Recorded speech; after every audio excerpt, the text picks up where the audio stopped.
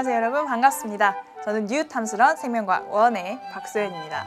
자, 여러분들 또 다시 만나게 돼서 너무너무 반갑고요. 그렇지만 선생님이 이전 시간에 예고했던 대로 오늘 너무너무 중요한 부분 공부를 같이 할 거거든요. 바로 2차 방어 작용에 대해서 집중해볼 시간인데요. 그렇다 보니까 우리가 이제 다른 얘기할 시간이 별로 없고 바로 본론으로 들어가도록 할게요. 그러면 2차 방어 작용은 또 어떤 특징이 있고 어떻게 나눠지고 하는 것을 우리가 학습 포인트를 보면서 같이 얘기를 좀 해보도록 하겠습니다. 짠! 여기를 보시면요. 오늘 같이 배울 내용은 2차 방어작용, 요거 하나밖에 없는데 그 밑에 해당되는 내용들이 이렇게나 많습니다. 그죠? 좀 예쁘게 그어볼까요? 짠! 시작이 상큼해야 되니까. 자, 2차 방어작용, 우리가 다른 말로 하면 후천적 면역이고 특이적인 면역이다. 이런 특성들을 갖고 있다라고 얘기할 수 있는데, 우리 지난 시간에도 얘기를 했지만 후천적인 면역이라는 것은 바로 병원균을 만났을 때, 어떤 항원, 대상이 되는 것을 만났을 때 그때부터 발동이 되어서 나타나는 그런 면역 반응이다 하는 거 같이 얘기를 했었고요. 특이적이라는 거는 무슨 소리예요? 내가 대상을 가려서 어떤 특정한 대상에 대해서 특정한 그런 작업을 하게 되는 그런 특이적인 성격을 가지고 있다라는 거, 두 가지 개념을 꼭 머릿속에 가지고 계셔야 돼요. 선천적인 것과 비특이적인 것과 그 다음에 후천적이면서 특이적인 것이 어떻게 다른지를 이해를 하셔야 됩니다. 그래서 이렇게 정리를 좀 해보고요. 그 다음에 면역계의 구조에 대해서 그림을 통해서 간단히 살펴본 다음에 그 다음에 2차 방어의 종류에 대해서 같이 살펴볼 거예요. 그렇게 나눠보면 이 세포성 면역이라는 것과 체액성 면역이라는 것이 있는데, 뭔가 세포가 관여하나? 체액이 관여하나? 그것까지는 좀 유추가 되는데 그 이상의 내용을 좀 알 수가 없죠. 그래서 우리가 배워야 되지 않겠습니까? 그래서 같이 공부를 해볼 거예요. 그 다음에 굉장히 중요한 용어인 항원 항체 반응의 특이성이 무엇인지 같이 살펴볼 거고요. 자, 그 다음에 1차 면역과 2차 면역이라는 또 용어가 나와요. 우리가 헷갈리면 안 되는 것이 1차 방어, 2차 방어 얘기를 했었죠. 크게 1차 방어와 2차 방어로 나눴고, 지금 2차 방어에서 세포성 면역과 체액성 면역으로 나눠진다고 했는데, 이 체액성 면역이 일어날 때 또 1차 면역과 2차 면역으로 나눠지는 겁니다. 그러니까 우리가 평소에 용어를 사용할 때요, 단어를 사용할 때 방어라는 단어랑 면역이라는 단어 중에서 어떤 게 더 포괄적인 상황에서 두루두루 쓰일 수가 있나요? 여러분들 평소에? 그렇죠? 방어가 훨씬 여러 가지 측면에서 많이 사용이 될 수가 있잖아요. 그래서 더 큰 범주가 방어고 그 안에 또 나눠지는데 그 밑에 면역이라는 1차 면역, 2차 면역이 있다. 이렇게 꼭 생각을 하셔야 돼요. 나중에 이게 섞여서 1차 면역, 1차 방어 뭐 이렇게 나오면 헷갈리기 때문에 그거를 잘 이해를 하시고, 그 다음에 면역과 관련된 질병은 무엇이 있는지 같이 얘기를 한 다음에 마지막으로는 2차 방어의 작용의 특징을 정리하면서 마무리하겠습니다. 그러니까 그 쌍괄식이라고 얘기할 수 있나요? 국어적으로 이렇게 해서 처음에 얘기하고 또 끝에 마무리 정리하는 그런 과정으로 같이 알아볼게요. 자, 그러면 첫 번째로는 이 면역계의 구조에 대해서 우리 교재 192쪽에 있는 그림이죠. 그걸 같이 한번 살펴보겠습니다. 짠! 여기 보시면 뭔가 약간 징그럽잖아요. 너무 뭐가 이렇게 많이 가운데 있어가지고 빽빽하게. 그 수강후기를 보니까 어떤 학생이 생명과학을 싫어한대요. 근데 싫어한다기보다는 무서워한답니다. 그래서 이런 그림을 너무 못 보겠어가지고 그래서 생명과학에 자신이 없대요. 너무너무 징그럽다고. 특히 그 소화순환 호흡 배설할 때 어떻게 공부할지 벌써부터 걱정이 된다는 그런 수강후기를 봤는데, 그래서 이런 그림도 좀 힘들 수가 있겠다는 생각을 하지만 우리 이겨냅시다. 이겨내야 공부도 하는 거 아니겠어요? 자, 여기 보시면 면역계를 구성하는, 그러니까 이렇게 림프계라고도 얘기를 할 수가 있고요. 면역계를 구성하는 그런 부분들을 신체 내에 그림으로 나타낸 거예요. 여러 가지 것들이 있지만 우리가 이번 시간에 같이 살펴볼 내용들이 조금 나오는데, 여기 이렇게 림프액들이 지나갈 수 있는 림프관이 있고요. 온몸에 이렇게 퍼져 있죠. 그래서 그 혈관과 별도로 이렇게 림프관이 있어요. 근데 우리 림프관 언제 얘기를 했던 적이 있냐면, 우리 소장에서 뭐를 흡수해요? 영양분을 흡수하는데 그 중에서 지용성 영양분은 이렇게 림프관, 안주관을 통해서 흡수되어서 림프관을 통해서 이동한 다음에 이 빗장 및 정맥으로 합류가 돼서 이렇게 이동하는 그런 경로 배운 적이 있어요. 그래서 그런 것과 일맥상통하는 그런 부분이라고 보시면 되겠고요. 그래서 이 림프관. 그 다음에 여기 보면 부분 콩처럼 어떻게 보면 뿌리옥 박테리아 같기도 하고, 나중에 사단에서 배울 거지만, 그래서 여기 중간중간에 이렇게 붉어진 부분, 이렇게 그 콩처럼 조금씩 덩어리가 진 부분이 있는데, 그걸 바로 우리가 림프절이라 그래요. 림프절.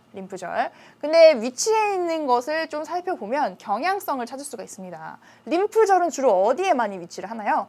바로 이렇게 겨드랑이, 그 다음에 사타구니, 목이라든지 이렇게 이 몸통, 중요한 부분과 사지가 만나는 그런 지점에 이런 림프절이 집중적으로 위치하는 것을 볼 수가 있어요. 근데 이 림프절에서는 어떤 일이 일어나냐? 여기 안에 그림을 좀 확대를 해보면요. 여기가 이렇게 안쪽에 공간이 있어요. 그래서 이 림프절 안 공간에는 뭐가? 림프구라든지 대식세포 같은 백혈구 종류들이 굉장히 많아요. 그래서 이 림프관을 통해서 병원균이 이동하는 경우도 있거든요. 그러면 쭉 신나는데 뭐 나를 막는 애도 없고 쭉쭉쭉쭉 가다가 이 림프절을 통과해야 되는 거죠. 이렇게 중간에서 검문 지점이라고 보시면 됩니다. 여기로 왔을 때 잠복해 있던 이런 림프구 대식세포들이 얘를 잡아먹고 처리하는 그런 잠복해 있는 검문 지점이라고 보시면 되는 그런 역할을 합니다. 여러분들 목에 한번 만져보시면 목에 약간 조금 튀어나온 부분이 있어요. 이렇게 여기 요런 부분에 목에 뭐 심각하게는 아니고 살짝 다른 부분과 조금 튀어나온 부분, 그게 바로 이런 목에 있는 림프절이 만져지는 건데요. 이 아이 엄마들이 이게 뭔지 몰라가지고 혹인 줄 알고 이렇게 놀래가지고 병원을 찾아가는 일들이 비일비재합니다. 그래서 이런 거 미리 알아두시고. 근데 이게 우리가 뭔가 병원체에 감염되거나 이러면 이런 부분이 이제 붓게 되는 거죠. 그래서 우리가 지금 몸이 안 좋구나 이런 것들을 알 수 있는 하나의 척도도 되고요. 아무튼 이런 부분들에 분포해 있다. 그 다음에 여기서 굉장히 잘 봐야 되는 부분이 뭐냐면 바로 이 골수랑 가슴샘이에요. 가슴샘. 우리 골수면 뼛속에 있는 물이라고 생각하는데 이 숫자가 그 물 숫자가 아니고요. 속 부분이라는 얘기예요. 뼛속질이라고 얘기를 하는데 뼈 속에 있는 이 부분에서 굉장히 활발하게 세포 분열이 일어나요. 그래서 우리가 알고 있는 혈구들을 여기서 생산을 하게 되거든요. 그래서 골수 알아두시고 가슴샘은 조금 생소할 수 있는데 여기 심장, 여기 윗부분에 이 부분에 있는 이 기관도 잘 알아두세요. 지금 요거를 왜 강조하냐면 얘네들의 영어 앞글자를 좀 알아놔야 이따가 공부할 때 좀 수월하거든요. 이 골수는 영어로 본 메로우라고 합니다. 근데 다 외울 필요는 없고 본 메로우, 골수니까 뼈 이제 본으로 시작할 거 아니에요. 그때 B로 시작한다. 이 골수는 B로 시작한다. 그 정도 일단 알아두시면 되고 이 가슴샘 같은 경우에는 사이머스라고 얘기하거든요. 그래서 T로 시작한다. 그거를 일단 머릿속에 갖고 계시면 되겠습니다. 가슴샘, 사이머스 처음 듣지만 T로 시작한다. 나머지 부분은 이렇게 그냥 그 그림을 잘 봐두시면 될 것 같아요.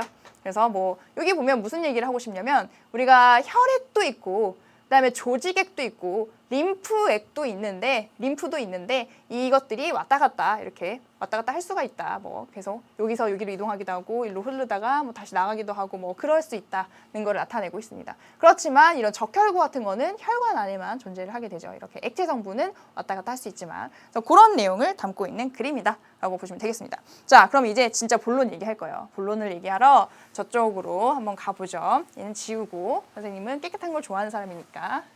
자, 이쪽 중앙으로 이동을 해보도록 하겠습니다. 자, 2차 방어작용이에요. 2차 방어작용. 너무 위에다 썼네요. 자, 2차 방어작용. 자, 보면 일단 타이틀을 좀 걸어놔야죠. 그 계속 강조하고 있는 부분. 후천성 면역이다. 후천성 또는 후천적. 이런 바깥에서 침입한 것을 만났을 때부터 발동이 된다. 그 이후에 생긴다. 만나야지만 생긴다. 그래서 우리가 너무 그 아이를 키울 때 깨끗한 환경에서 키우면 이런 면역력이 좀 떨어질 수가 있어요. 좀 만나야 나쁜 애들하고 좀 만나야 제가 누군지 알고 방어도 하고 그렇게 되는데 그런 게 좀 떨어진다는 거죠. 그 다음에 특이적. 상대를 가린다. 상대를 가리는 면역 작용이다. 이렇게 정리를 좀 해놓고 가도록 하겠습니다. 자, 이 2차 방어 작용에서 무엇보다 중요한 하나의 주체는 뭐냐면 바로 림프구가 있는데요. 림프구. 자, 림프구의 정체가 뭐냐면 사실은 백혈구의 일종이다. 우리 백혈구씨, 화이트 블러드 셀, 백혈구씨의 일종이다. 이렇게 일단 정리를 하고 림프구도 이 2차 방어작용에서 굉장히 중요한 핵심 역할을 하는 림프구도 여러 가지 종류로 또 나눠질 수가 있습니다. 한번 나눠볼게요. 어떻게 나눠지냐면 바로 B 림프구와 그 다음에 T 림프구. 뭔가 심상치 않죠? 아까 선생님이 기억하라고 했던 그 알파벳과 정확히 일치하지 않습니까? B와 T. 자, 그럼 이 림프구들은 왜 B 림프구, T 림프구라는 이름이 붙었을까? 그림으로 좀 설명할게요. 자, 선생님 그림 굉장히 잘 그리죠? 자, 여기 수강후기 가끔 보면 선생님이 1강에서 그렸던 개구리 그림이 너무 인상적이었다. 이런 수강후기가 가끔 올라와요. 개구리 그렇게 그린 사람 처음 봤다. 이렇게. 자, 골수. 자, 이 뼈 안쪽 부분에 이렇게 골수가 있는데 골수에는 줄기세포가 위치합니다. 줄기세포가 뭐예요? 이 줄기세포가 분열을 하게 되면 여러 가지 다양한 가능성을 갖고 다른 세포 종류들을 만들어낼 수 있는 그런 세포를 줄기세포라고 하잖아요. 이런 줄기세포가 위치해요. 다른 말로는 조혈, 혈을 만든다는 거죠. 피를 만드는, 혈구를 만드는 모세포다. 모세포. 우리가 세포 분열하기 전에 그 세포, 이제 딸 세포를 만들기 전에 모세포라고 하니까 조혈하는 모세포다 이렇게 표현할 수도 있고요. 이런 것들이 위치해서 막 분열을 하면 여러 가지 다양한 세포들을 만들 수 있어요. 뭐 적혈구, 백혈구 다양한데 그 중에서 지금 림프구 얘기하고 있으니까 B림프구와 T림프구를 만들어내는 거죠. 그렇죠? 근데 얘네들이 처음부터 이렇게 이름이 B림프구, T림프구는 아니었을 거예요. 그럼 어떻게 이름을 붙였느냐? 바로 우리 안성댁, 개성댁, 부산댁 이렇게 세댁을 부르듯이 어떻게 부르는 거예요? 어디 출신이냐에 따라서 이름을 붙여주잖아요. 세댁을 부를 때. 그런 식으로 붙이는 거예요. 어디 출신이냐. 자, B림프구는 뭐냐면 이 골수에서 일단 생성이 돼요. 처음 생성이 골수에서 생성된다. 그런데 생성되는 게 끝나는 게 아니고 생성돼서 어디서 성숙되느냐 거기가 출신 지역으로 보는 거거든요. 골수 생성, 골수 성숙. 자, 골수. 자, 골수 토박이가 바로 이 B림프구가 되는 겁니다. 그래서 골수가 영어로 뭐라고요? 본 메로우니까 그 앞글자를 따서 골수댁 뭐 이렇게 되는 거죠. 골수댁. 그래서 B림프구. 자, 그다음에 T림프구는 뭐예요? 골수에서 생성은 됐는데 어떻게 이동하는 거예요. 중간에. 골수에서 만들어져서 어디로 가냐면 가슴샘으로 이동한다. 자, 그래서 어디서 성숙? 가슴샘에서 성숙. 그러니까 가슴샘의 사이머스에서 앞글자 T를 따서 T림프구. 가슴샘댁 뭐 이렇게 너무 긴데 근데 그런 식으로 이름을 붙였다라고 보시면 되겠습니다. 자, 그러면 요거를 잠시 지우고요. 다 필기하셨죠? 뭐 필기 굳이 안 해도 돼요. 그래서 B림프구, 그래서 T림프구다. 그거만 이해하시면 되는 거니까. 자, 이 B림프구도 나중에 조금 종류가 나눠지는 건 설명을 하겠지만 일단 B림프구는 놔두고요. T림프구 같은 경우에 두 가지 종류로 나눠져요. 어떻게? 보조 T림프구. 림프구랑 또 그렇죠. 세포 독성 T림프구. T림프구. 얘는 뭔가 이름에서도 뭔가 독함이 느껴지죠. 세포 독성. 독합니다. 자, 그래서 얘네들로 이렇게 크게 또 종류를 나눠볼 수가 있다. 각각이 하는 역할이 좀 달라요. 그래서 이따가 그거에 대해서 얘기를 좀 할게요. 자, 그러면 이제 림프구가 중요한 역할을 하는데 어떻게 종류가 나눠지는지 잠깐 살펴봤고요. 이제 뭐를 정리할 거냐면 구체적으로 2차 방어작용의 종류를 나눠볼 거예요. 두 가지로. 근데 아까 벌써 얘기했죠. 무슨성 면역과 무슨성 면역? 그렇죠. 세포성 면역과 체액성 면역으로 나눌 수가 있다. 그거 정리를 할게요. 첫 번째, 세포성 면역. 그다음에 두 번째로는 체액성 면역. 그 지금부터 선생님이 필기하는 내용은 이 필기의 전체적인 구조를 이미지화해서 머리에 확 박는다고 생각하세요. 사진 찍는 것처럼 아, 선생님이 여기에 뭘 썼고 여기에 뭘 썼고 그 밑에 뭐가 들어가고 이거를 이미지화한다고 생각하세요. 그러면 훨씬 이해가 쉽습니다. 자, 세포성 면역에 대해서 먼저 설명할게요. 세포성 면역 뭘까? 바로 누구에 의해 일어나는 면역이냐면 세포 독성 T림프구에 의해서 세포 독성 T림프구에 의해서 일어난다. 세포 독성 T림프구에서 일어나는 면역, 세포성 면역. 그러니까 만약에 헷갈리면 여기에 세포 독자가 생략됐다고 그냥 생각하시면 돼요. 세포 독성 T림프구에 의한 면역 이렇게 생각하시면 됩니다. 자, 세포 독성 T림프구가 뭘 하는 거냐면요. 이상이 생긴 뭔가 항원의 침입을 받은 그런 세포를 직접 공격하는 거예요. 그래서 뭔가 침입당한 그런 병원체라든지 그런 세포를 찾아요. 세포를 찾아서 공격. 그래서 그 세포를 죽이는 거예요. 직접 출동합니다. 그래서 이 세포 독성 T림프라는 거는 세포죠. 림프구니까. 림프구는 백혈구의 한 종류고 백혈구도 혈액의 그렇죠. 세포 성분이잖아요. 세포 성분. 그러니까 세포인데 세포가 직접 출동해서 면역 반응을 일으키기 때문에 세포성 면역이라고 하는 거예요. 근데 여러분들이 거기다 이해하기 쉽게 세포 독성이라고 외우면 뭐에 의한 건지까지 머릿속에 정리가 된다는 얘기죠. 그래서 직접 찾아갑니다. 내가 이렇게 막 돌아다니다가 뭔가 제가 이상이 생겼어. 뭔가 침입을 당했어. 뭔가 애들 성격이 변했어요. 그러면 걔를 직접 죽이는 거예요. 걔가 물론 내 편이 원래는 내 정상 세포였지만 걔가 그냥 놔두면 오히려 그 옆에 세포들에게 피해를 줄 수 있는, 옮길 수 있는 그런 여지가 있기 때문에 미리 처단하겠다 이런 느낌. 그래서 이 세포 독성 T림프구는요, 자객이나 검객이나 뭔가 닌자라든지 이런 거, 킬러 이런 느낌으로 이해하시면 돼요. 그래서 내가 직접 가서 처단, 쫙 이렇게 킬류, 킬킬 이렇게 하는 게 바로 세포 독성 T림프구의 역할이다 이렇게 생각하시고요. 그럼 체액성 면역은 뭘까? 체액. 뭔가 우리 몸에 있는 액체 성분을 체액이라고 하는데 그런 데다가 뭔가를 뿌려서 일어나는 면역이다 이렇게 이해하시면 되겠습니다. 그래서 이 체액성 면역은 뭐에 의해서 일어나냐면요, 림프구 중에서 B림프구에 의해서 일어나요. B림프구. 자, B림프구가 뭐를 만드냐? 바로 항체라는 걸 생산해요. 항체 생산 뭐 같은 말이죠. 항체를 생산해서 이 항체를 가지고 병원균이라든지 그런 침입자에 대항하는 그런 종류의 면역이 체액성 면역입니다.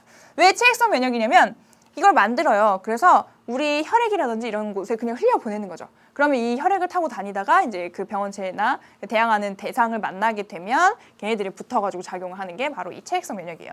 그래서 이것도 역시 여러분들이 이해하기 쉽게 항체가 주거든요. 여기서는 항체를 만들어서 뿌린다. 그러니까 이 앞에 항자가 생략이 돼 있다. 항체액성. 항체를 체액에다가 뿌리는 면역이다. 이렇게 이해하시면 나중에 헷갈리지 않겠죠. 세포 독성, 항체액성 이렇게 해서 암기하시면 되겠습니다. 자, 근데 그럼 항체가 뭐예요? 항체. 예전에 뭔지는 배웠어요. 뭐 단백질 얘기하면서 1단원에서 단백질로 주로 구성되어 있는 단백질 주성분인 그런 우리 몸에 있는 종류들이 뭐가 있느냐 했을 때 효소, 호르몬, 항체, 헤모글로빈 이런 거 얘기했었잖아요. 그래서 항체는 단백질로 구성되어 있는 뭔가 물질이구나. 그 정도는 알았지만 이가 뭐 하는지 이제 집중 해볼 차례죠. 자, 그럼 이쪽으로 좀 옮겨서 두 가지 용어를 정리해 볼게요. 항체 얘기를 하려면 항원 얘기를 해야 돼요. 항원. 자, 그 다음에 항체. 두 개가 항자 돌림으로 굉장히 닮았지만 전혀 정반대의 의미를 갖습니다. 항원은 뭐냐면요, 면역 반응을 일으키는, 반응이 일어나도록 하는 그런 원인 물질이에요. 면역 반응을 일으키는 원인 물질이다. 그렇죠? 그래서 원자, 원인이다. 대항해야 할 원인이다. 이렇게 이해하시면 되겠습니다. 그래서 이게 몸에 들어오면 면역 반응이 일어난다는 거야. 면역 작용이. 그래서 뭐 병원체, 세균이라든지 바이러스라든지 어떤 그들이 뿜어내는 독소라든지 이런 것들, 내 몸의 일부가 아니었던 것들, 이런 것들을 우리가 항원으로 인식해서 대응을 하게 되는 거죠. 자, 그럼 항체는 뭔가요? 항체. 말을 풀어보면 안티바디, 대항하는 몸뚱아리. 그죠? 항체. 그럼 얘는 뭐 하는 거냐? 면역 단백질로서 면역 단백질. 뭐 하는 거예요? 얘에 대항하는 거예요. 대항하는 거. 항원이 들어왔을 때 항체가 거기 쫙 붙습니다. 붙어서 걔가 사조고 못 쓰게, 옴짝달싹 못하게, 뭔가 힘을 못 쓰게 하는 역할을 하는 게 항체예요. 그래서 면역 단백질이다. 단백질 성분이라는 얘기겠죠? 그래서 그렇게 이해하시면 되겠다. 그래서 항원과 항체가 만날 때 어떤 뭐 여러 가지 항원에 여러 가지 항체가 붙는 여러 가지 항원에 여러 가지 항체가 붙을 수 있지만, 그러니까 어떤 한 가지 항원에 여러 항체가 막 다 달라붙어서 작용이 일어나는 건 아니고 1대1로 뭔가 대응 관계가 있어요. 그 형태가 딱 맞는 애들끼리. 그걸 뭐라고 하냐면 항원 항체 반응의 특이성이라고 합니다. 항원 항체 반응의 특이성이다. 항원 항체 반응의 특이성이다. 그래서 항원이 들어왔을 때 그 겉의 표면 구조를 인식을 합니다. 그래서 거기에 맞는 항체들을 만들게 되는데요. 항체의 기본 구조를 간단히 그리면 이렇게 Y자 형태의 단백질로 되어 있어요. 기본 구조가 이래요. 항체들이 이렇게 생겼어요. 그런데 이 항체를 자세히 살펴보면 이 윗부분의 어떤 구조들이 조금씩 다르거든요. 그래서 예를 들면 어떤 애는 이렇게 윗부분이 동그랗게 생겼고 이렇게, 어떤 애는 윗부분이 이렇게 V자 모양으로 생겼고, 어떤 애들은 윗부분이 이렇게 네모 모양처럼 생겼고, 뭐 이런 식으로 이 위에 부분들만 조금씩 달라요. 밑에 부분은 거의 공통적인 구조를 가지고 있고, 그래서 이 윗부분의 모양에 따라서 붙을 수 있는 항원의 종류가 다른 거죠. 그래서 특이성을 갖습니다. 어떤 딱 모양이 맞는 애들하고만 결합을 할 수가 있다. 그게 바로 우리가 항원 항체 반응의 특이성이다 라고 얘기를 하는 거죠. 특이성 계속 나오고 있는 단어예요. 특이성, 뭐 딱 1대1로 대응하는 그런 관계를 생각하시면 됩니다. 자, 근데 선생님이 아까 무슨 얘기를 했냐면 하나의 항원에 여러 항체가 붙을 수도 있다. 잠깐 지나가면서 이런 얘기를 했어요. 그러니까 항원이라는 게 뭐냐면 우리가 세균이 하나 딱 들어왔어요. 그럼 그 하나의 세균이 들었을 때 꼭 한 종류의 항체만 만들어지는 건 아니에요. 무슨 소리냐? 선생님이 하나의 거대한 세균이다. 그러면 나에게 와서 붙을 수 있는 항체는 세균과 항체의 크기를 비교했을 때 뭐가 더 클 것 같아요? 세균과 항체 크기 비교해봅시다. 뭐가 더 클까요? 세균이 훨씬 커요. 왜? 세균은 세포로 구성된 생물이잖아요. 항체는 이게 단백질이죠. 단백질은 더 작습니다. 그래서 선생님이 항상 얘기하잖아요. 세포, 하나의 세포가 학교 정도 크기가 된다면 단백질은 벽돌 정도의 크기로 생각하면 된다. 그렇죠? 그렇게 생각하세요. 그래서 이렇게 어떤 세균이 있을 때 여기 와서 붙는 항체는 이렇게 쪼만쪼만한 애들이 깔짝깔짝 이렇게 와가지고 붙어가지고 귀찮게 만드는 거예요. 말 그대로 얘를 직접 공격하는 건 아닙니다. 뭐 직접 이 세균을 죽인다든지 뭐 이런 건 아니고 붙어가지고 힘을 못 쓰게 만드는 거예요. 그렇죠? 그래서 이렇게 선생님이 항상 비유하는 것은 천하장사가 있을 때 애들이 조그마한 애들이 막 20명씩 30명씩 달라붙어서 팔다리 잡고 늘어지면 힘을 못 쓰잖아요. 그런 식으로 만드는 게 바로 이 항체의 역할이에요. 물론 이제 이 세균 이 원들끼리 결합해서 이렇게 응집해서 큰 덩어리를 만들게 해놓고 이런 백혈구 같은 것들이 와서 먹기 좋게 만드는 작용도 하지만 기본적으로 이렇게 붙어 있다라고 생각하시면 됩니다. 그런데 선생님이 하나의 거대한 세균이라고 보면 선생님 몸 부분에도 여러 가지 구조들이 있죠. 입체적인 구조들이 뭐 코의 모양, 그다음에 귀의 모양, 손가락의 모양, 부분이 다 다르잖아요. 그럼 그 부분들의 모양을 인식하는 각기 다른 종류의 항체가 만들어질 수가 있는 거예요. 그래서 하나의 항원이 들어왔을 때도 다양한 종류의 항체가 만들어질 수 있다. 그렇지만 그 다양한 종류의 항체도 자기가 작용하는 그 특정 모양, 특정 부위는 정해져 있다. 특이성이 있다. 이렇게 이해하시면 되겠죠. 자, 그래서 여기까지 중요한 개념을 정리를 해봤습니다. 자, 그럼 다시 이쪽으로 와볼게요. 자, 그래서 지금 크게 세포성 면역과 체액성 면역이라는 두 가지 종류의 2차 방어 작용이 있다 공부를 했는데요. 뭔가 아쉬워요. 왜? 지금 림프구 우리가 비림프구, 보조 T림프구, 세포독성 T림프구 세 종류 있다고 배웠는데 근데 지금 한 명이 안 나왔잖아요. 한 명이라고 그렇다고 하나가 안 나왔잖아요. 바로 보조 T림프구입니다. 이름만 봐서는 별달리 중요한 역할을 안 할 것 같아요. 그냥 도와주는 뭔가 곁다리 그런 느낌인데 사실은 정말 중요한 역할을 하는 게 바로 이 보조 T림프구죠. 자, 어떤 역할을 할까요? 여러분들 생각해 보세요.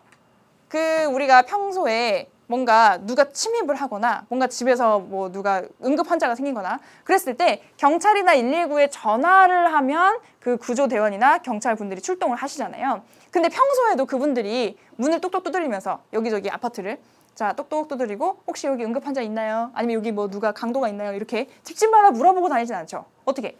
신고가 들어오면 출동해서 거기서 해결을 하시잖아요. 그런 느낌인 거예요.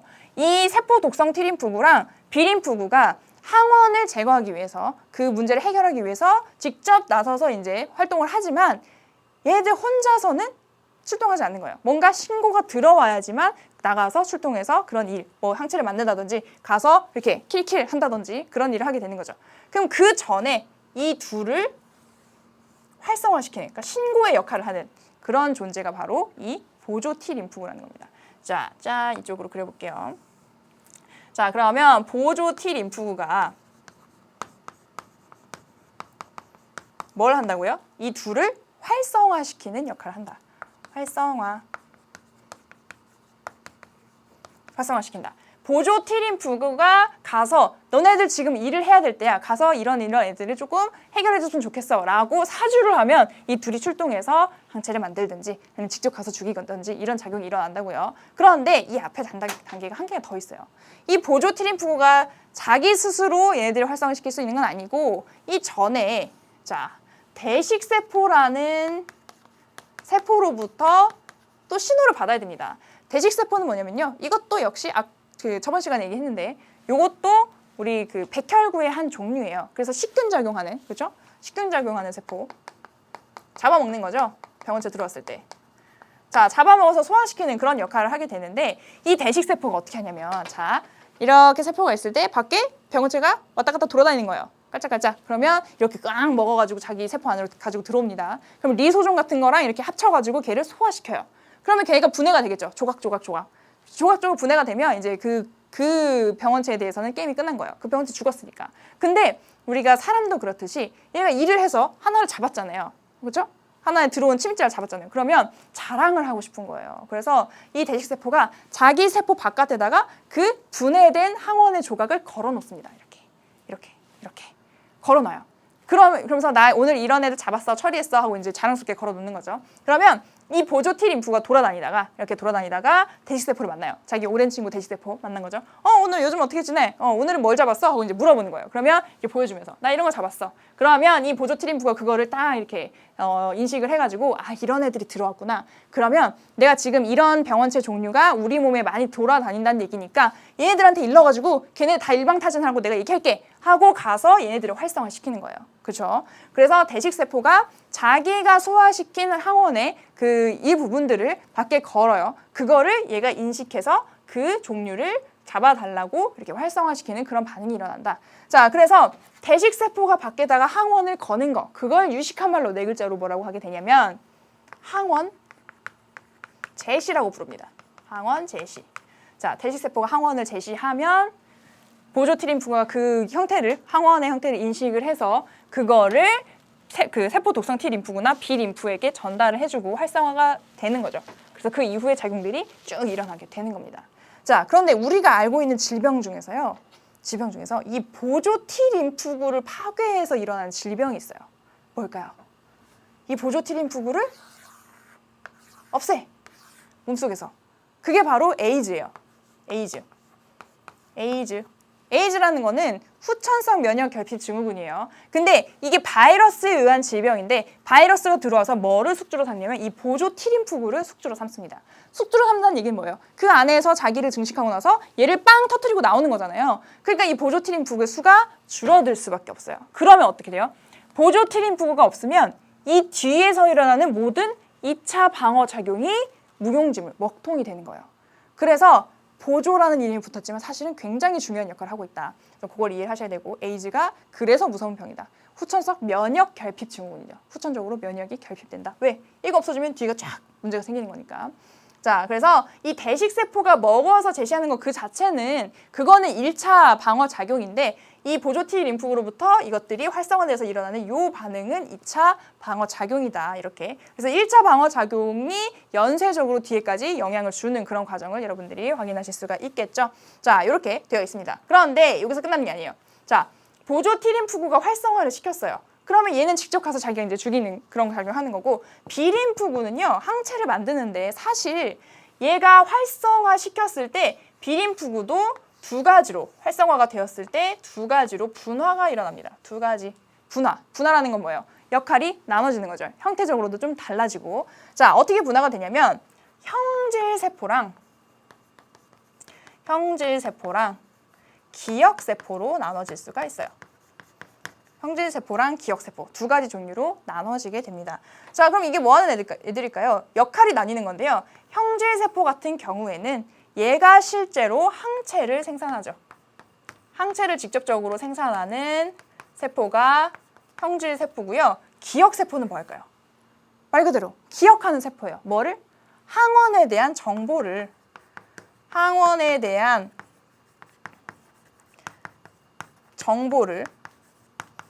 기억하는 그런 역할을 맡는 세포가 된다.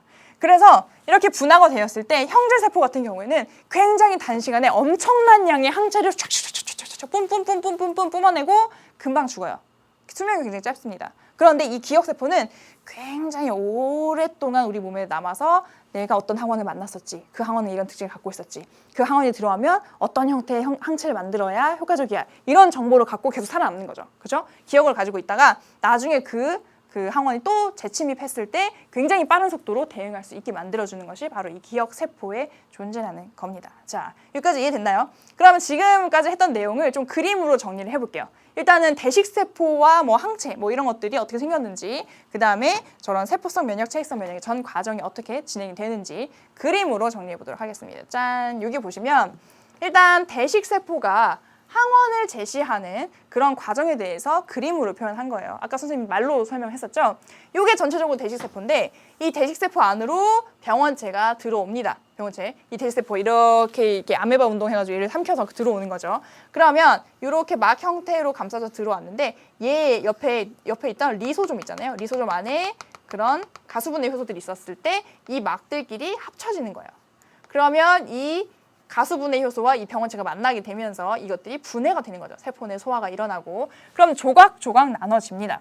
그러면 어떻게 한다고요? 이걸 자랑하고 싶어서 이거를 밖에다가 걸어둔다고요. 세포 밖에다가. 이게 바로 항원 제시라는 과정이 되겠죠. 그럼 이렇게 항원을 제시했어요. 그러면 지나가던 친구 요즘 어떻게 지내? 하고 이렇게 근황 토크를 하던 그런 보조 T 림프구가 이 항원의 형태를 인식해서 이 보조 T 림프가 활성화되게 되고 그 이후에 누구한테 이른다고요? 그렇죠. 세포 독성 T 림프구. 세포 독성 T 림프구나 아니면 그 B 림프구 한테 일러서 B 림프구는 뭐 다 썼으니까 B 림프구한테 일러서 얘들을 활성화시키게 돼요. 그럼 세포 독성 T 림프구는 직접 출동해서 그런 항원들을 갖고 있는 그런 종류의 세포들을 공격을 할 수 있게 되는 것이고 B 림프구는 또 나눠진다 그랬죠. 어떻게 나눠진다고요? 바로 형질 세포랑 그 다음에 기억 세포로 나눠지게 된다. 분화가 된다. 그럼 형질 세포는 직접적으로 항체를 만들어내고 기억 세포는 다시 들어오기만 해봐라. 내가 바로 잡아줄 거야. 이렇게 이제 복수의 칼날을 갈고 있는 그런 기억을 갖게 된다 하는 거죠. 근데 재미있는 사실은 선생님이 얼마 전에 이 형질 세포에는 왜 소포체나 골지체나 이런 것들이 많을까 하는 그런 걸 물어보는 수행평가를 봤어요. 근데 지금 선생님이 이제 그 좀 학기 초반에 그런 수행평가를 봤기 때문에 아이들이 형질이 뭔지 좀 잘 모를 때거든요. 그런데 유전자의 발현 얘기하면서 생명체는 여러 가지 특징을 가지는데 생명체가 가지는 형태나 성질 같은 특징을 형질이라고 한다. 그런 얘기를 한 번 한 적이 있어요. 그런 걸 우리가 형질, 형질 발현, 우리 이 단원에서 그런 얘기 많이 하잖아요. 무슨 형질.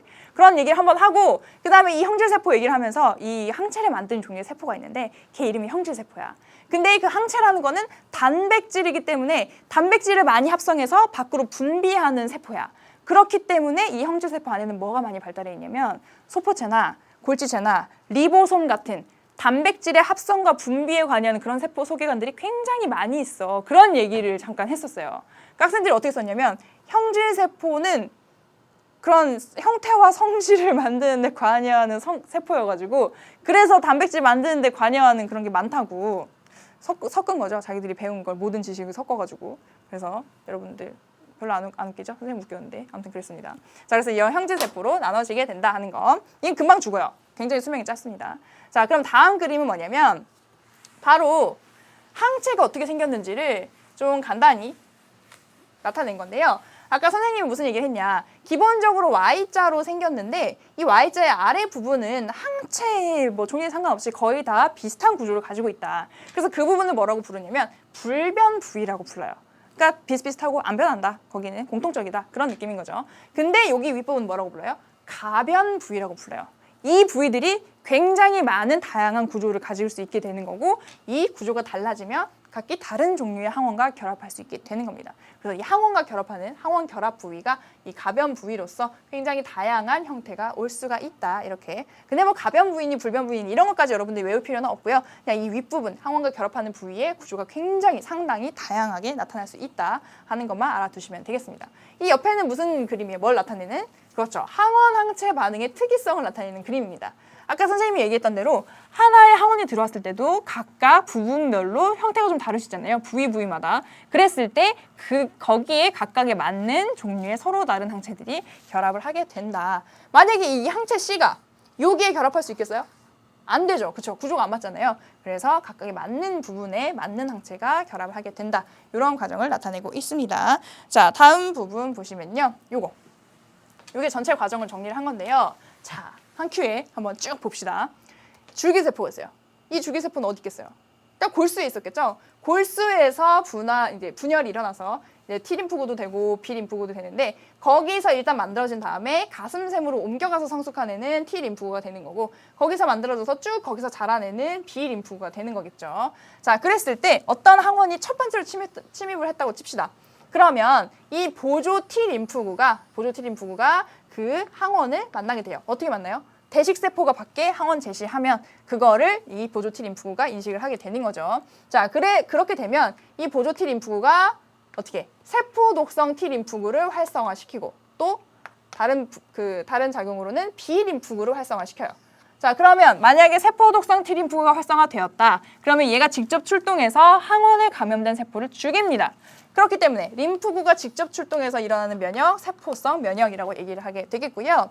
이 보조 T림프구가 누구를? B림프구를 활성화시키면 이 B림프구가 증식하면서 분화된다 그랬죠? 역할이 나뉜다 그랬어요. 분화가 되면 뭘로? 형제세포랑 기억세포로 나뉩니다.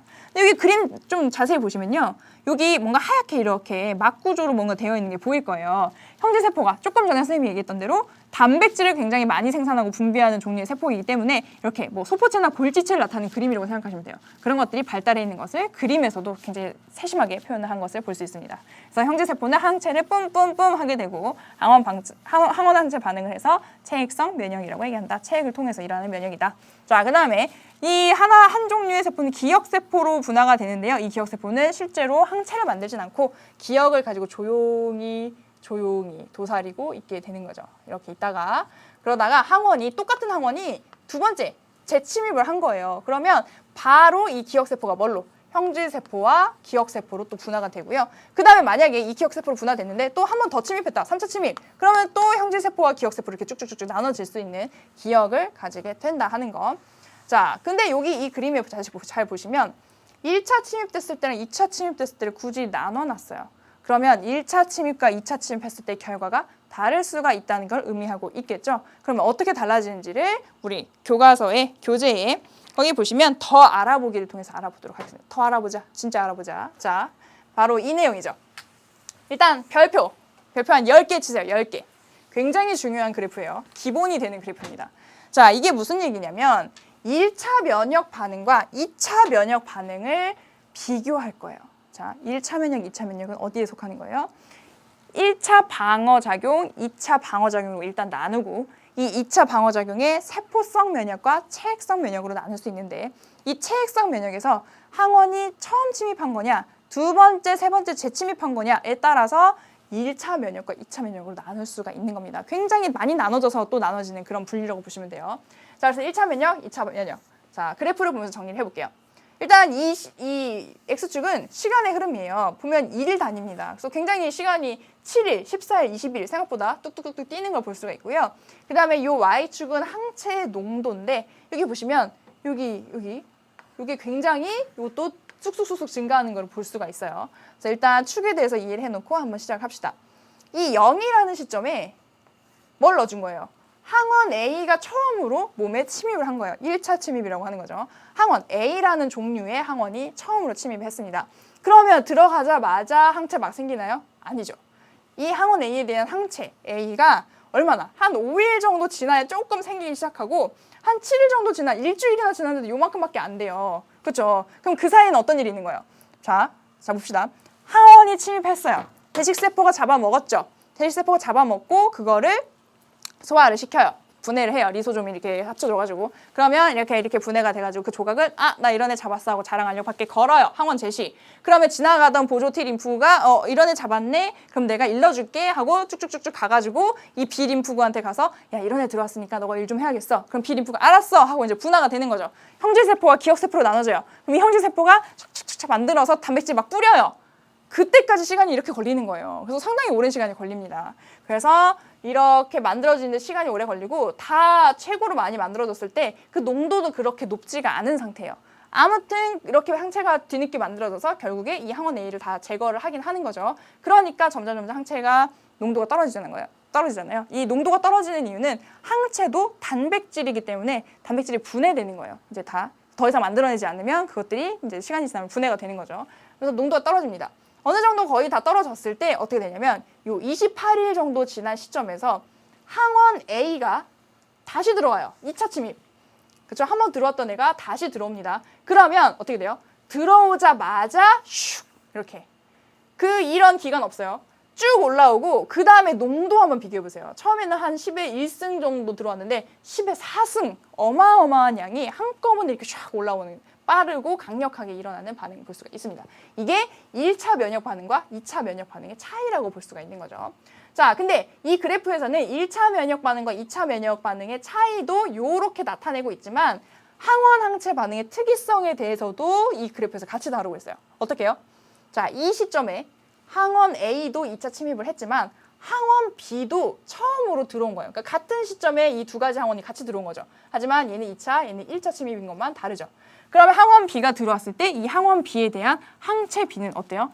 역시 1차 면역 반응이 일어나더라. 아무리 항체 A가 이만큼이나 많아도 항원의 종류가 다르기 때문에 얘는 무용지물이더라. B에 대해서는. 그러니까 B에 대항할 수 있는 애를 뒤늦게 또 이제 간의 수공업으로 이렇게 조금씩 만들어내야 돼서 얘는 이렇게 또 뒤늦게 얘랑 비슷한 그런 결과를 나타낸다는 거죠. 그래서 요 그래프를 가지고는 1차 면역 반응과 2차 면역 반응을 비교할 수가 있고요. 그 다음에 이 그래프를 가지고는 어떻게 그렇죠? 항원 항체 반응의 특이성을 확인할 수 있는 그런 그래프다. 굉장히 중요한 그래프. 그래서 이 그래프의 내용을 해석하는 것을 서술형 문제로도 충분히 낼 수가 있습니다. 그러니까 우리 더 알아보기에 정리되어 있는 그 내용들을 꼼꼼하게 읽어보는 자세가 필요하겠죠. 자, 그 다음에 이에 덧붙여서 여러분들이 공부해야 될 굉장히 중요한 그 개념이 있는데요. 바로 백신이에요. 백신. 우리 교재에서도 요 그림 바로 아래에 백신에 대해서 정리가 되어 있는데 백신이 뭐냐? 바로 뭐를 목적으로 만들어진 그렇죠. 질병을 예방하기 위한 목적으로 만들어진 그런 어떤 하나의 그 물질이라고 볼 수가 있겠습니다. 그렇죠? 예방의 효과만 있지 치료의 효과는 없어요. 왜요? 백신이라는 거는 어떻게 만드는 거예요? 약화된 항원. 그리고 약화된 항원을 넣어주는 거예요. 인위적으로. 그러니까 약화된 항원. 그냥 생 항원을 넣어주면 병에 걸리니까 안 되겠고 걔를 약화시키는 거예요. 아니면 아예 이 항원의 조각, 껍데기만 어떻게 얻어가지고 그걸 넣어주는 거예요. 그럼 어떻게 되는 거죠? 우리가 병에 걸린 건 아니지만 걔 항원에 의해서 침입된 것 같은 1차로 침입된 것 같은 그런 효과를 주는 겁니다. 병에는 걸리지 않게 하면서. 그러면 결과적으로 뭐가 생기게 되는 거예요? 여기 핵심은 바로 우리 몸에 이 항원에 대한 기억세포가 만들어지게 하는 거예요. 1차로 병에 걸리지 않았음에도 불구하고 그 껍데기 구조만 인식하게 해줘서 우리 몸에 그에 대한 기억세포가 만들어지게 하고 그 이후에 자연적으로 이 항원이 실제로 침입했다. 그러면 바로 2차 면역 반응이 일어나게 한다는 거죠. 2차 면역 반응이 일어나니까 원래는 그런 백신을 맞지 않았으면 그냥 이렇게 항체가 뒤늦게 조금 만들어졌어야 되는데 이미 이 앞에 단계를 인위적으로 거쳐준 거예요. 그래서 실제로 들어왔을 때는 이렇게 바로 2차 면역이 일어나도록 하게 만드는 게 바로 백신이고요. 이것과 비교해서 같이 얘기해 주는 게 뭐냐면 바로 면역 혈청입니다. 면역 혈청. 자, 면역 혈청은 뭐냐? 일단 혈청이 뭔지 예전에 사실 순환계 얘기하면서 한번 한 적이 있는데 우리가 이렇게 혈액을 뽑아요. 혈액은 무슨 색? 붉은색이죠. 붉은색 혈액을 뽑아서 어떻게 원심 분리기에 돌리면요. 이게 밀도 차에 의해서 아래에 무거운 것들이 가라앉고 위에 가벼운 것들이 상대적으로 위로 이제 뜨게 되는데 아래에 쭉 고체 성분이 이렇게 깔려요. 그걸 바로 우리가 혈구라 그래요. 혈구. 혈액의 그런 그 세포 성분, 혈액 속에 들어있는 세포 성분. 그 다음에 위쪽에는 노르스름한 액체가 위쪽에 뜨게 되는데 이걸 우리가 뭐라 그래요? 이걸 혈장이라고 그래요. 혈장. 그럼 이 혈청은 뭐예요? 이 혈장에서 뭐만 뺀 거? 혈장 빼기 응고물질. 응고물질이 뭐예요? 피를 굳게 만드는 성분이거든요. 그러니까 이거 혈장을 그냥 가만히 놔두면 굳으니까 보관이 좀 용이하지 않잖아요. 그래서 보관하기 좋게 응고물질만 제거한 것을 우리가 혈청이라고 합니다. 그러니까 혈청이랑 혈장이랑 거의 비슷한 용어로 생각하시면 돼요. 요거가 더 있냐 없냐의 차이니까. 그래서 혈장에서 응고물질만 뺀 거. 그러니까 혈액의 액체 성분을 혈청이라고 보시면 되는데 그럼 이 혈청에는 뭐가 들어있느냐? 바로 여기 작은 크기의 단백질들이 혈청에 들어있게 되거든요. 그럼 우리가 항체는 무슨 성분? 단백질 성분. 그러니까 아무래도 여기 들어있게 되겠죠. 그래서 이렇게 생각하세요. 혈청. 그렇죠? 여기 히읗, 츠 이렇게 혈청. 요 안에 뭐 들어있다? 항체 들어있다. 항체 이렇게 연상하세요. 그죠? 이렇게 혈청에 항체 들어있다. 이거 왜냐면 다음 시간에 ABOC 혈액형 할 때 굉장히 중요한 그 포인트가 되기 때문에 저렇게 이해를 하시면 됩니다. 그래서 면역 혈청이라는 거는 사실은 혈청인데 이 안에 항체가 들어있기 때문에 요거를 맞으면 면역 반응이 일어나는 거예요. 그러니까 그냥 항체를 뽑아서 넣어준다 몸에. 이런 건 언제 하게 되냐면 독사에 물렸어요. 독사.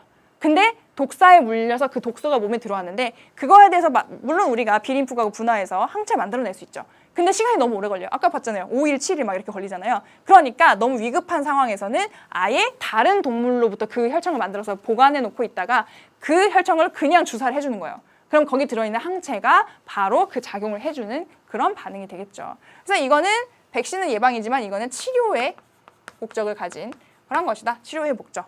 그래서 혈청에 들어있는 항체를 넣어주는 것이다 라고 생각하시면 되겠습니다. 그렇게 만드는 방법은 주로 토끼를 이용하죠. 토끼. 잘 그렸는데요. 토끼를 이용해요. 토끼에다가 그런 항원을 주사해요. 그럼 이 토끼의 몸에서 항체가 만들어지겠죠. 그럼 이 토끼의 혈청을 뽑아서 우리한테 주사를 하는 겁니다. 항체가 들어있는 그런 식으로 제조하는 것이 이 면역 혈청이죠. 두 가지의 그 개념은 대비를 해서 여러분들이 이해를 꼭 해두셔야 되고요. 그 다음에 다음 페이지에 보면 194쪽에 면역 관련 질병이 나옵니다. 면역 관련 질병. 면역 관련 질병은 이쪽에다가 정리를 간단히 해볼게요. 별다른 내용은 없고요. 면역 관련 질병. 자, 3가지 정도로 정리해 보겠습니다. 첫 번째는 알레르기예요. 알레르기. 알레르기가 면역 관련 질병이었어요? 모르는 학생들도 있을 텐데 알레르기를 우리가 달리 표현하면 과민 반응이라고 할 수가 있어요. 그러니까 무슨 얘기냐면 남들한테는 항원으로 인식이 안 되는 거예요. 항원으로 침입하면 어떤 이물질로 인식이 안 되는 그런 물질들이 이 일부 사람의 몸에서는 항원으로 인식이 돼버리는 거죠. 그래서 그 과민하게 그 면역 반응이 일어나는 것을 알레르기라고 합니다. 알레르기. 그래서 다른 사람한테는 괜찮은 게 일부 사람한테 문제가 되는. 그래서 그 과정에 대해서는 이따가 그림으로 설명을 할 거고요. 두 번째로는 뭐가 있냐면 자가 면역 질환이 있어요. 자가 면역 질환. 이건 무슨 소리예요? 내가 외부에서 침입한 물질에 대해서 면역작용이 일어난다는 얘기는 내 몸을 이루고 있는 물질에 대해서는 안 일어난다는 거죠. 이건 무슨 소리냐? 내 것과 내 것이 아닌 것을 정확히 구분해낼 수 있는 능력이 우리 몸에 있다는 얘기예요. 그거를 조금 이 얘기하면 학생들이 웃는데 자기와 비자기를 구분할 수 있는 그런 특성이 있다. 우리 몸에서는 이걸 명확하게 구분을 해내야 돼요. 그런데 이 구분이 제대로 안 되는 거예요. 그래서 그러니까 내 몸을 이루는 그런 세포들을 공격하는 겁니다. 공격.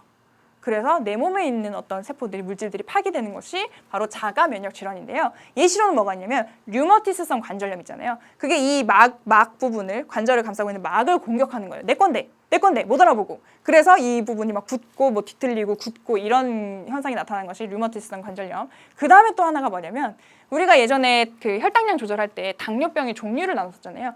1형 당뇨병, 2형 당뇨병. 근데 2형 당뇨병은 인슐린이 만들어지지 않는, 그렇죠? 그런 종류의 당뇨병이었는데 그거의 원인으로 이런 자가 면역 질환을 또 들 수가 있어요. 왜? 이자에서 이 인슐린을 만드는 종류의 세포가 알파 세포예요, 베타 세포예요? 뭐였죠? 베타 세포.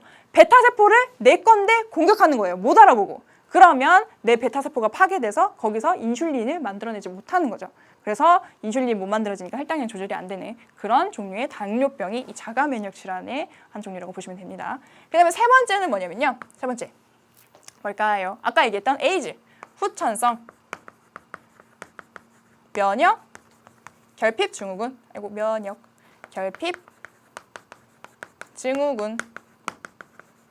앞글자를 따서 줄여서 에이즈, 영어로 줄인 거죠.